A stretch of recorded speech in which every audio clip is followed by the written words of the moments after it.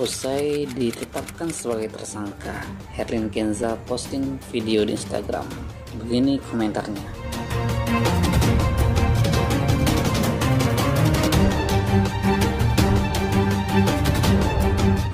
Tak lama, Herlin Kenza akhirnya buka suara melalui akun Instagramnya @herlykenza. Dia menyampaikan bahwa kondisi dirinya baik-baik saja. Pernyataan itu diposting Herlin Kenza sekitar pukul 19.30 Sabtu malam.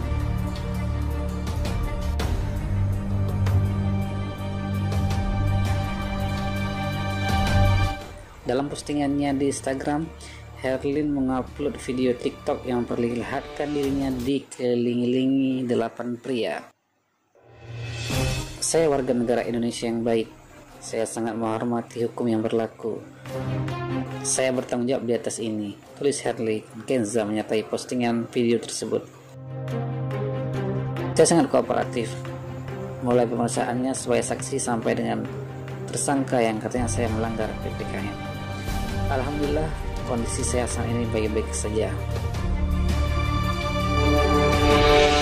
Untuk para fans dan kerabat yang sudah mensupport saya, terima kasih banyak.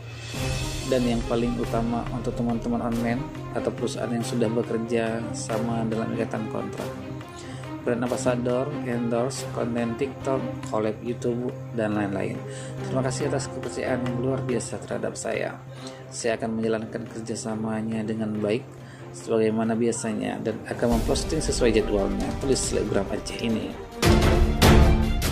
Postingan video Herlin Kenza telah ditonton sebanyak 535.681 kali dan dikomentari sebanyak 4.902 kali.